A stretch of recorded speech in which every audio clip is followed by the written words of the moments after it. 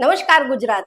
ગુજરાતીઓ માટે હાલ એક સારા સમાચાર છે કે ગુજરાતમાં કદાચ આવનારા સમયમાં એક એવો પણ સમય જોવા મળશે કે જ્યાં ગુજરાતમાં કોર્ટ્સની કોઈ જરૂર જ નહીં પડે. બધા જ જે જજ છે એ જજ માટે પણ ખુશીના સમાચાર છે કે આવનારા સમયમાં એમના કામનું ભારણ એકદમ નહીવત થઈ જવાનું છે. કારણ કે ના તો હવે એમને કેસની વિગત જોવી પડશે, ના તો એમને કોઈ પ્રકારનો ફેસલો આપવો પડશે, ના સજા કરવી પડશે, કંઈ જ નહીં કરવું પડે. કોર્ટના ઉપર કામનું ભારણ એકદમ ઝીરો થઈ જવાનું છે. તમે પૂછશો આવું કઈ રીતે થશે? તો આવું એવી રીતે થશે કે આપણે આ જેટલા પણ પોલીસ સ્ટેશન છે ગુજરાતમાં, જિલ્લે, તાલુકે, ગામડે, એ બધા જ પોલીસ સ્ટેશનના લગભગ પોલીસ જ હવે દરેક પ્રકારનો ફેસલો જાતે કરી રહ્યા છે, ન્યાય પણ જાતે તોડી રહ્યા છે અને પોલીસ સ્ટેશનને જ જાણે કોર્ટમાં કન્વર્ટ કરી દીધી હોય એ રીતે આરોપીઓ સાથે દોષી જેવું વર્તન કરી રહ્યા છે. આ કદાચ સાંભળવામાં અતિશયોક્તિ ભર્યું લાગી શકે, પણ તાજેતરની અમુક ઘટનાઓ જોઈએ તો આ જ પ્રકારની જે પરિસ્થિતિ છે એના તરફ ઇશારો કરી રહી છે. ક્રાઇમ બ્રાન્ચના રાજકોટ ક્રાઇમ બ્રાન્ચના ડીસીપી અને સુરેશભાઈ વડેચાનો કેસ પણ કંઈક આવો જ છે. આપણે સૌ જાણીએ છીએ છેલ્લા કેટલાક દિવસથી મીડિયા, સોશિયલ મીડિયા અમુક ખાસ પ્રકારના શબ્દોથી ઉભરાઈ રહ્યું છે. અમુક લોકોને સિમ્પથી થઈ રહી છે સુરેશભાઈ વડેચા સાથે કે એમની સાથે આ પ્રકારનું અમાનવીય કૃત્ય થયું. જેમ કે એમના જ કહેવા અનુસાર એમને પટ્ટાથી માર મારવામાં આવ્યો, પગ ફ્રેક્ચર કરી નાખવામાં આવ્યું અને સૌથી ધૃણાસ્પદ અને શરમજનક જે એમણે આક્ષેપો લગાવ્યા છે કે ડીસીપી બાંગરવાએ એમના પ્રાઇવેટ પાર્ટમાં પેટ્રોલ નાખ્યું હતું. આવું જઘન્ય કૃત્ય એમની સાથે થયું હતું. આવા ગંભીર આક્ષેપો એમના દ્વારા લગાવવામાં આવ્યા. ત્યારબાદ જિગ્નેશ મેવાણી વડગામના ધારાસભ્ય એમને મળવા જાય છે અને એ ત્યારે ફરીથી આ જ આરોપો બધા રિપીટ કરે છે, જે વિડીયો પણ સોશિયલ મીડિયામાં ખૂબ વાયરલ થાય છે. અને ત્યારબાદ આખું મીડિયા જગત અને સોશિયલ મીડિયા જગત બે અલગ અલગ ભાગમાં વહેંચાઈ જાય છે. એક ભાગ એવો છે જેમને સુરેશભાઈ પ્રત્યે સહાનુભૂતિ છે અને તેઓ ઈચ્છી રહ્યા છે કે એક વખત એમના કરેલા આક્ષેપોની તપાસ થાય, શું સાચું છે શું ખોટું છે એ સામે આવે અને જો ડીસીપી બાંગરવા આરોપી હોય, એમણે ખરેખર આવું કૃત્ય કર્યું હોય તો એમની વિરુદ્ધ કાયદાકીય પગલાં લેવાય. જ્યારે બીજી તરફ એક પક્ષ એવો છે જે હજુ તો કોઈ જાતની તપાસ થઈ નથી, હજુ તો આ કેસમાં આગળ શું થશે કોઈને ખબર નથી. પહેલા જ જાણે ડીસીપી બાંગરવાને ક્લીન ચીટ આપતા હોય એ પ્રકારનો માહોલ ઉભો કરી દીધો છે કે ડીસીપી બાંગરવા કેટલા બહાદુર અધિકારી છે, એમણે કેટલી બધી ગેંગને અંદર નાખી છે અને એ સત્ય પણ છે. એમની બહાદુરીના કિસ્સા ચર્ચિત પણ છે અને એમને જે સારા કામ કર્યા છે એ પણ લોકો જાણે જ છે. પણ વાત અહીંયા એ છે કે જ્યારે કોઈ આટલા ગંભીર આક્ષેપો મૂકે ત્યારે એ આરોપ સાચા છે કે ખોટા એ તરફ વાત કરવાને બદલે જેની ઉપર આરોપ મૂક્યા છે માણસ કેટલો બહાદુર અને સારો છે એની ચર્ચા કરવી, મતલબ કે તમે ઇનડાયરેક્ટલી આખા કેસને એક અવળી બાજુ લઈ જઈ રહ્યા છો અને પીડિતે જે ગંભીર આક્ષેપો કર્યા છે એની જાણે તમે ઇનડાયરેક્ટલી મજાક ઉડાવી રહ્યા છો. આપણે નથી જાણતા કે સુરેશભાઈ સાચું બોલી રહ્યા છે, ખોટું બોલી રહ્યા છે. આપણે એ પણ નથી જાણતા કે ડીસીપી બાંગરવા ખરેખર તમામ જે આરોપીઓ એમની પાસે આવે છે એમની સાથે આવું જ દુષ્કૃત્ય કરે છે કે નહીં. પણ જે આરોપો, જે આક્ષેપો થયા છે એની એટલીસ્ટ તટસ્થ તપાસ તો થવી જ જોઈએ. હવે મીડિયા જગત, સોશિયલ મીડિયા જગત શું કહી રહ્યું છે તો આપણે જાણીએ જ છીએ, પણ એક પોલીસ અધિકારીની દ્રષ્ટિમાં આ આખો કેસ શું છે, કેવો હોવો જોઈએ એ આપણે જાણવું છે. માટે જ આજે આપણે આજની વાતચીતમાં જેમને આમંત્રણ આપ્યું છે એ છે ગુજરાતના ભૂતપૂર્વ આઈજીપી અને આઈપીએસ રમેશ ધવાણી સાહેબ. આપણે એમની પાસેથી પહેલા તો જાણીએ કે તેઓ આખા કેસને કઈ દ્રષ્ટિથી જુએ છે. જી સર, સ્વાગત છે આપનું. નમસ્કાર. પહેલા તો સર આપણે આ સાંભળી લઈએ આખો મુદ્દો. જિગ્નેશ મેવાણી સાથે સુરેશભાઈએ જે વાત કરી પછી આપણે આ મુદ્દે આગળ વાત કરીએ. એના લીધે મને આ ટોટલ કઈ ઉપાડી ગયું. ડિસિપ્લિન માણસો લીધે હવે લોકેશન ઉપર જ્યાં હું પ્રસંગ માણસોના નામ તમને કે સાહેબ બોલાવે છે તો હાલ એટલે હું પ્રસંગમાં હતો. પ્રસંગમાંથી હું જન્મો ને અને ત્યાં આવ્યો ત્યાં ડીસીપી ઓફિસર ક્રાઇમ બ્રાન્ચની બાજુમાં ડીસીપી ત્રીજા કે ચોથા માળે ત્યાં લઈ ગયા. ત્યાં લઈને સીધો કાટલો પકડીને આંગણવાડી સીધો અંદર ઘાલી દીધો. સીધો કપડા કાઢીને સીધો પાઇપ લીધો, પાઇપે બાંધ્યો. કપડા કાઢીને માર્યો. પછી મારવાનું ચાલુ કર્યું. 150 પટ્ટા માર્યા. 150 ફટામેટા અને સંડાસની જગ્યામાં પેટ્રોલ છે 2 બોટલ. અને પોતે હા, એને પોતે. પછી 10 કે 15 ફટા મારે ને તમારો પગ ભાંગી ગયો. સાહેબ મને કીધું ઉતાર. બીજા માર્ગમાં હા, હું કીધા મારો પેટ્રોલ છે. બંગરભાઈ પોતે હા, બાંગરભાઈ પોતે. અને મારો પગ ભાંગી ગયો. હા, એને પોતે અને પાછો હેઠો ઉતરી ગયો ને તો કોણે ભાગ્યો? તો ફટા મારીને ભાંગ્યો બાંગરવાળો. અને પછી ઉતારીને પગ ભાંગી ગયો. પોતે મારતો હતો. હા, પોતે જ મારે. પણ ફરતે કોણ બીજા માણસો કોણ? માણસો 2 થી 3 જણા બીજા હતા અને 15 થી 20 જણા હતા એની ટીમ. તો સર તમે સાંભળ્યું એ પ્રમાણે પટ્ટાથી માર મારવામાં આવ્યો, પગમાં ફ્રેક્ચર કરી નાખ્યું અને સૌથી વધારે ધૃણાસ્પદ કહી શકાય કે ગુદા માર્ગમાં પેટ્રોલ એમને નાખવામાં આવ્યું. આવું તો આપણે સાંભળ્યું પણ નહોતું કે પોલીસમાં આ રીતે મતલબ આતંકવાદીઓ સાથે થાય એવું 3rd ડિગ્રી ટોર્ચર એક પત્રકાર સાથે કરવામાં આવ્યું. આમાં શરૂઆતમાં આપે કીધું કે ભાઈ આરોપી, તો પહેલી વાત તો એ છે કે સુરેશભાઈ અત્યારે આરોપી નથી. સુરેશભાઈની સામે 151ની કાર્યવાહી કરી હતી પોલીસે. હવે 151ની જે કાર્યવાહી છે એમાં આરોપી નથી લખવામાં આવતું, પણ સામેવાળા લખવામાં આવે છે, ફરિયાદી અને સામેવાળા. કેમ કે એ ગુનો નથી, એ ક્રાઇમ નથી. 151 એ અટકાયતી પગલું લેવા માટેની કાર્યવાહી છે CRPC મુજબ. તો 151ની કાર્યવાહીમાં સામાવાળા એવો શબ્દ વપરાય છે, નહીં કે આરોપી. એટલે એ આરોપી તો નહોતા આ કિસ્સામાં. હવે જો આરોપી નથી, ખાલી એક ફરિયાદ છે એના વિરુદ્ધમાં કોઈ, અને સુલેહ શાંતિના જામીન લેવડાવવાના છે એની સામે, તો આ સામાવાળાની સામે આટલી બર્બરતાપૂર્વક કાર્યવાહી જે થઈ છે તે ઉચિત નથી.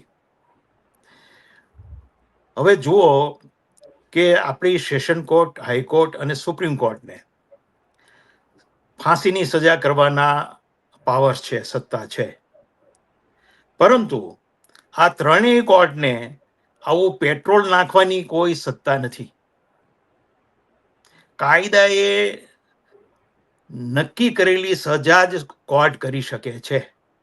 એ સિવાયની કોઈ સજા કોર્ટ પણ કરી શકતી નથી. આ કિસ્સામાં પોલીસે આજે સામાવાળા એટલે કે સુરેશભાઈને જે સજા કરી છે એની સાથે જે બર્બરતાપૂર્વક વ્યવહાર કર્યો છે, જે જરા પણ ઉચિત નથી. એટલે આ એવો કિસ્સો નથી કે ભાઈ આ સુરેશભાઈ કોઈ આતંકવાદી હતા. ના, આ સુરેશભાઈ કોઈ બળાત્કારના આરોપી હતા. ના, આ સુરેશભાઈ કોઈની હત્યા કરી હતી, તો કે ના. આ સુરેશભાઈ કોઈનું કરોડો રૂપિયાની છેતરપિંડી કરી હતી, તો કે ના. આવો કોઈ ગંભીર ગુનો સુરેશભાઈએ આ કિસ્સામાં કર્યો નહોતો. માત્ર 151ના કાર્યવાહીના આ સામેવાળા હતા. એની સામે આટલી હદે અમાનવીય, અમાનુષી કૃત્ય થાય તે ખરેખર કોગ્નિઝન્સ લેવા અંગેનો મુદ્દો છે. આ કોગ્નિઝન્સ જાગૃત નાગરિકોએ લેવું જોઈએ, મીડિયાએ લેવું જોઈએ, સરકારે લેવું જોઈએ, અને પોલીસની સિનિયર ઓથોરિટીએ અને હ્યુમન રાઇટ કમિશને અને હાઈકોર્ટે લેવું જોઈએ. આમાંના કોઈએ આ કોગ્નિઝન્સ લીધું નથી, જે શંકા પહેરે છે. કેમ કે પોલીસને સજા કરવાના અધિકાર નથી. આ કામ કોર્ટનું છે, અને કોર્ટ પણ સજા જે કાયદાથી નિયત કરેલી છે એ જ કરી શકે છે. એટલે આવી સજા તો કોર્ટ પણ નથી કરી શકતી, પોલીસ પણ કરી શકતી નથી. પોલીસનું આ કામ જ નથી.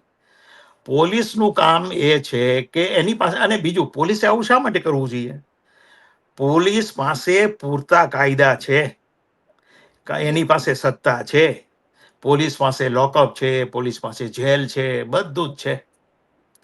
તો પોલીસ ધારે તો એને ગુંડા ધારા હેઠળ પકડીને મૂકી શકે એમ છે. પોલીસ ધારે તો એની વિરુદ્ધમાં કોઈ પણ ગુનો દાખલ કરીને એને મૂકી શકે છે. જો પોલીસ એક્ટિવિસ્ટને વગર કારણે પૂરી રાખી શકતી હોય વર્ષો સુધી, તો ગુંડાને પૂરી ન શકે. પોલીસ પાસે સત્તા છે એટલે આવું અમાનુષિક કૃત્ય કરવાની કોઈ જરૂર નથી. જી સર, હવે સવાલ અહીંયા એ પણ થાય સર કે મીડિયા અને સોશિયલ મીડિયા ઉપર મેઇન સ્ટ્રીમ મીડિયાના પત્રકારો અને સ્વતંત્ર મીડિયાના પત્રકારો પણ જે રીતે આખા કેસને એક અલગ જ દિશામાં વાળવાની કોશિશ કરી રહ્યા છે એ પણ થોડું અજુગતું અને શંકાસ્પદ લાગી રહ્યું છે કે જ્યારે આરોપો સાચા છે કે ખોટા એ બાબતે ચર્ચા કરવાને બદલે એવી ચર્ચાઓ થઈ રહી છે કે ડીસીપી બાંગરવા કેટલા સારા, કેટલા સાચા અને કેટલા બહાદુર વ્યક્તિ છે. તો તમને નથી લાગતું કે આ ક્યાંક ને ક્યાંક તપાસ થયા પહેલા જ ડીસીપી બાંગરવાને ક્લીન ચીટ અપાઈ રહી છે અથવા તો એમને વ્હાઇટ વોશ કરવાની કોશિશ થઈ રહી છે? બિલકુલ આવું પ્રથમ વખત નથી થયું. જ્યારે બળાત્કારી આશારામને જોધપુર પોલીસે અટક કર્યા એ સમયે પણ તમે જુઓ કે બાબા રામદેવ છે, વિશ્વ હિન્દુ પરિષદના નેતા છે, સુબ્રમણ્યમ સ્વામી છે, વગેરે લોકો એમની તરફેણમાં આવી ગયા હતા અને એવી દલીલ કરી હતી કે ભાઈ આસારામ તો બહુ સારું કામ કરે છે, આદિવાસીઓને ખ્રિસ્તી થતા, ક્રિશ્ચિયન થતા બચાવ્યા છે અને એટલે પોલીસ એને કારણ વિના હેરાન કરે છે. તો આવી દલીલ ત્યારે પણ થઈ હતી. એટલે મારું એ કહેવું છે કે સંત પણ હોય તો પણ એની સામે જ્યારે ગંભીર આરોપો થાય છે ત્યારે તપાસ થવી જોઈએ. સંત હોય તો પણ આ કિસ્સામાં તો પોલીસ અધિકારી છે, આઈપીએસ અધિકારી છે, જ્યારે એની વિરુદ્ધ આક્ષેપો થયા છે ત્યારે તપાસ કરવાનો મુદ્દો હતો, નહીં કે એ આઈપીએસ અધિકારીએ કેવું કેવું સારું કામ કર્યું છે તે બતાવવાની જરૂર અત્યારે નથી. અત્યારે મુદ્દો એ છે કે એણે જે અમાનુષી કૃત્ય કર્યું છે એવો જે આક્ષેપ છે તે અંગે તપાસ તો કરો, તે અંગે પુરાવા તો કલેક્શન કરો. તો એ કરવાને બદલે એ સમયે એ ત્યારે જેના લગ્ન હોય ત્યારે ગીત ગાવ તો સારું લાગે. અહીં તો જેની સામે આક્ષેપો છે એ કેટલા બહાદુર છે, કેટલી 5 ગેંગોને એને નાચી નાખી છે, કેટલા લોકોને ગુંડા ધારા હેઠળ પકડી લીધા છે, કેટલા બહાદુર ને બાહોશ છે, એની પ્રશસ્તિ કરવામાં આવી રહી છે જે જરા પણ ઉચિત નથી. કેમ કે આ કામ તો પોલીસનું છે જ અને પોલીસને આના માટે સત્તાઓ આપવામાં આવી છે અને આના માટે જ એમને પગાર પણ આપવામાં આવે છે. એટલે આ કામ તો એનું મૂળભૂત છે, એમાં પ્રશસ્તિ કરવાનો કોઈ સવાલ જ નથી આવતો.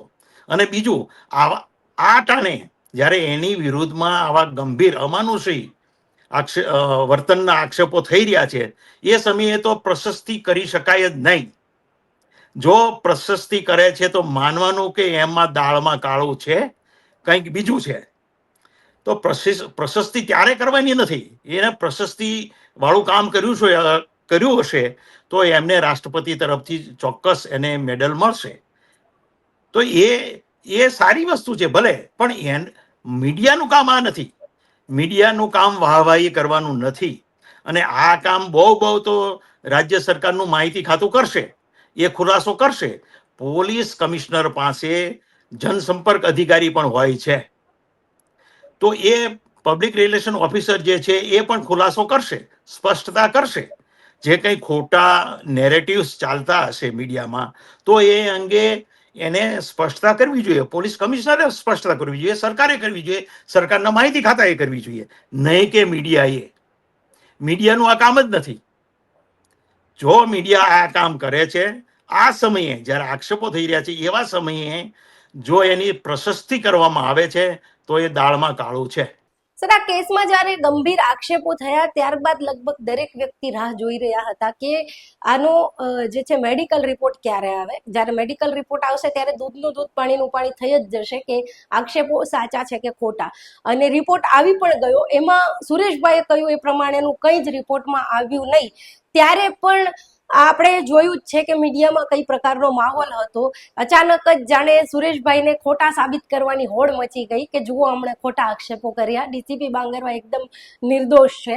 હજુ તો આ માહોલ ચાલી જ રહ્યો હતો ત્યાં સુરેશભાઈનો એક નવો વિડીયો સોશિયલ મીડિયામાં વાયરલ થયો, જેમાં તેઓએ કહ્યું કે એમણે જે આક્ષેપ કર્યા હતા એ પ્રમાણે એમની તપાસ જ થઈ નથી, એમની શારીરિક તપાસ નથી થઈ, એમના કોઈ તપાસ માટેના નમૂના જ લેવામાં આવ્યા નથી. આપણે સાંભળીએ પહેલા એ વિડીયો, એ શું કહી રહ્યા છે. એમને ડોક્ટર ડૉક્ટરને મેં લખાવેલું હતું. ડૉક્ટરે મારા એવા કોઈ જાતના કાંઈ રિપોર્ટ કરેલા નથી અને કોઈ એવી ટ્રીટમેન્ટ કરેલી નથી ડૉક્ટરે. તો રિપોર્ટ પછી મારા નોર્મલ જ આવે ને. અને કાનમાં પણ ફડાકા મારેલા હતા જગદીશ બાંગરવાએ, પણ કાનનો પડદો પણ તૂટેલો છે અને પગમાં પણ ફ્રેક્ચર પણ થયેલું છે અને વાહામાં પણ નિશાન પણ છે, પટ્ટા મારેલા છે, વાહામાં નિશાન પણ છે, હાથમાં પણ નિશાન છે. જગદીશ બાંગરવાએ મારેલો છે તે પણ પગમાં ઈજા થયેલી છે, કાનમાં પણ ઈજા થયેલી છે, ગુદાના ભાગમાં પેટ્રોલ પણ છાંટવામાં આવેલું છે. 24 કલાકની માલિકોર હોય તો રિપોર્ટમાં આવે, 24 કલાક ઉપર થઈ જાય તો રિપોર્ટમાં આવતું નથી એવું ડૉક્ટરે કીધેલું છે. રાજકોટ સિવિલ હોસ્પિટલમાં કહેવામાં આવેલું છે. એટલે ખોટી કોઈ અફવા ફેલાવવાનું રહેવા દેજો. તો સર, પહેલા તો આવું જઘન્ય કૃત્ય થયું, ત્યારબાદ તપાસમાં પણ આટલી બેદરકારી કરવામાં આવી, 24 કલાક વીતી ગયા પછી આ રીતે તપાસ કરવામાં આવી, એ પણ સંપૂર્ણ રીતે નહીં, એમાં પણ જે પુરાવાઓ લેવાના હતા એ લીધા નથી એવો આરોપ પીડિત તરફથી લગાવાઈ રહ્યો છે. બિલકુલ. હવે જ્યારે આ પ્રકારના ગંભીર આક્ષેપો થયા હોય ત્યારે એ અંગે વૈજ્ઞાનિક પુરાવાઓ મેળવવાની જરૂર હતી, જે તે સમયે મેળવવાની જરૂર હતી. માનો કે ઘણો સમય જતા રહે, એને ખાધું હોય, એ પછી એ ટોયલેટ ગયા હોય વગેરે વગેરે, તો એ સંજોગોમાં પાછળથી તમે એ અંગેના પુરાવા હજી, જોકે આ સુરેશભાઈ તો કહે છે કે એનો પુરાવો લીધો જ નથી, એ અંગેનો કોઈ સેમ્પલ લીધું નથી, પરંતુ માનો કે ઘણા સમય પછી કદાચ આવો સેમ્પલ લેવાની કાર્યવાહી થાય તો પણ એવિડન્સ મળે નહીં. અને બીજું, મને એ કહો કે હવે આ કિસ્સામાં કોઈ પોલીસ અધિકારી હોત તો, માનો કે આ સુરેશભાઈની જગ્યાએ કોઈ પોલીસ અધિકારી સાથે આવું કોઈ કૃત્ય કર્યું હોત તો કેટલી ઝડપથી એના પુરાવા એકત્ર કર્યા હોત તંત્રએ. આ કિસ્સામાં કેમ ઝડપથી પુરાવા એકત્ર ન કરવામાં આવ્યા? કેમ કે આપણું તંત્ર છે એ હંમેશા આર્થિક, સામાજિક, રાજકીય અને ધાર્મિક જે પ્રભાવશાળી લોકો છે એના કંટ્રોલમાં છે અને એની તરફેણમાં આપણું તંત્ર કામ કરે છે, નહીં કે સામાન્ય લોકોની તરફેણમાં. હવે આ સુરેશભાઈ છે એ તો સામાન્ય માણસ છે, તો એની તરફેણમાં કોણ કામ કરે?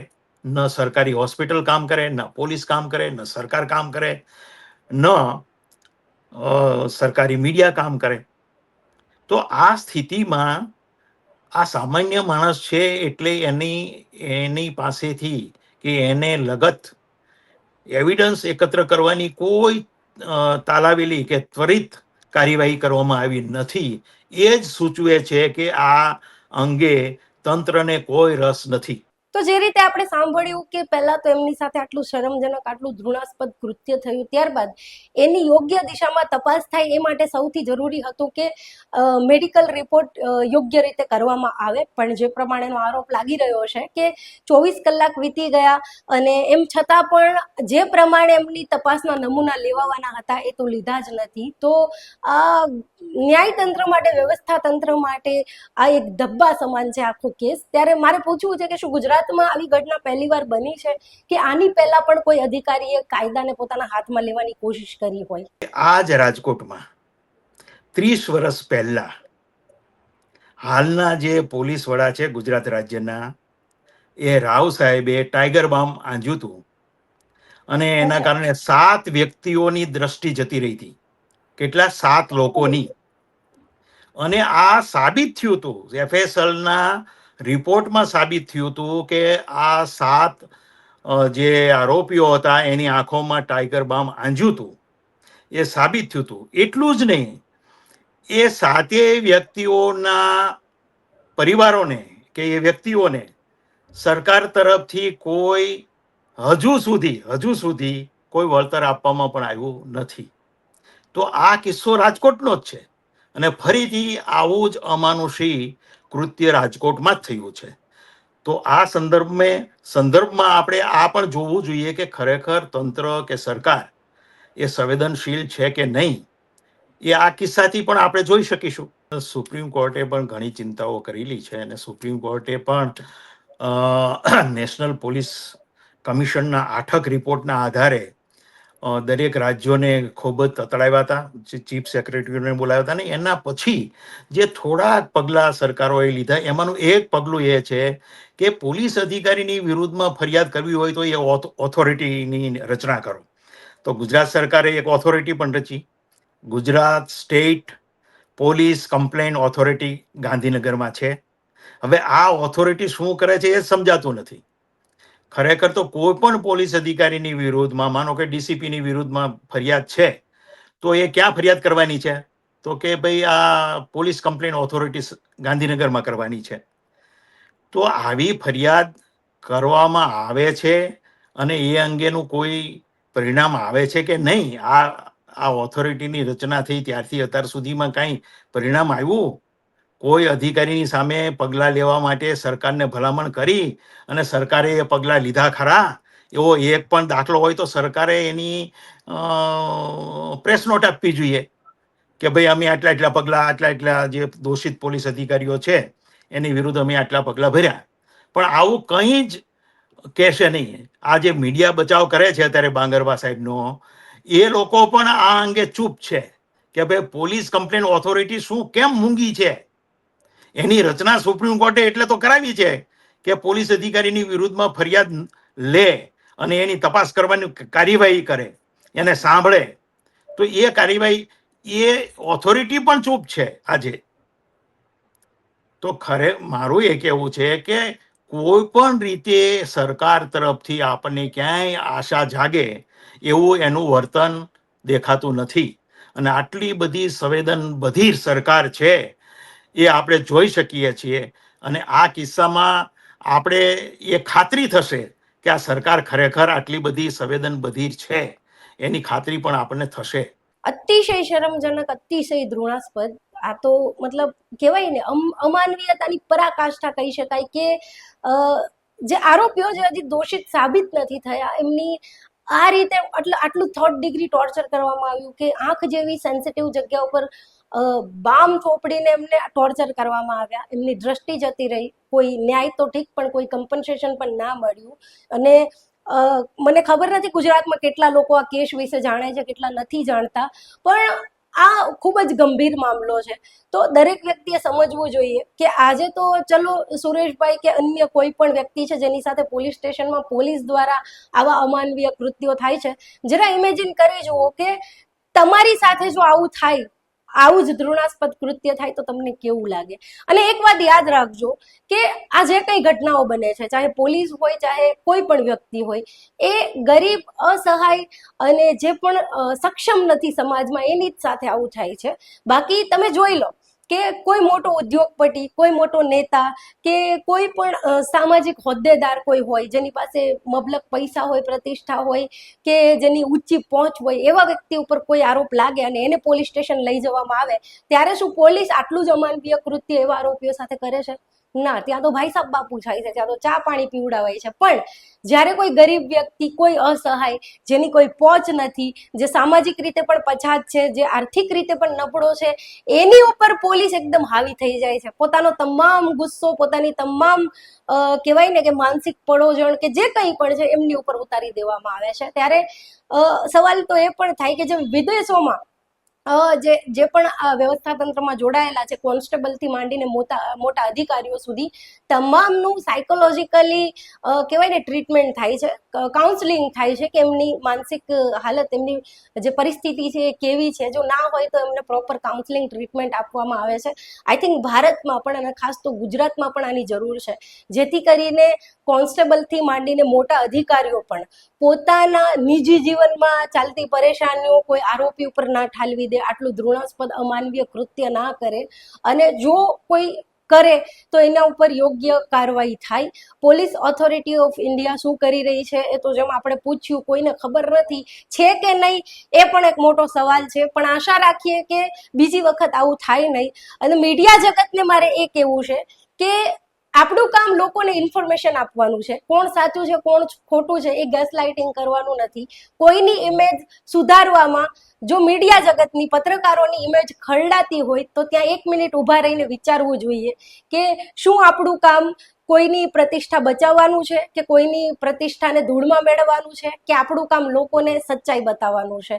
બીજા મેઇન સ્ટ્રીમ મીડિયા જે સરકારની ચરણ ચાપલુસી કરવામાં વ્યસ્ત હોય છે એની પાસે તો કોઈ આશા ના હોય, પણ સ્વતંત્ર મીડિયાના સ્વતંત્ર પત્રકારો પાસે પબ્લિક આશા રાખતી હોય છે કે તેઓ એટલીસ્ટ તટસ્થ રહે, પણ તેઓ પણ જ્યારે આવા પ્રવાહમાં ભળી જાય ત્યારે લોકોને એવું લાગે છે કે ન તો ન્યાયતંત્ર અમારું સાંભળી રહી છે, ન તો વ્યવસ્થા તંત્રમાં અમારો કોઈ અવાજ છે, અને મીડિયા જગત પણ અમારી વાત સાંભળવાને બદલે અથવા તો તટસ્થ પત્રકારિતા કરવાને બદલે કોઈની પ્રતિષ્ઠા જાળવવાનું કે ધૂળમાં મેળવવાનું કામ કરી રહી છે, ત્યારે લોકોમાં નિરાશા વ્યાપી જાય છે.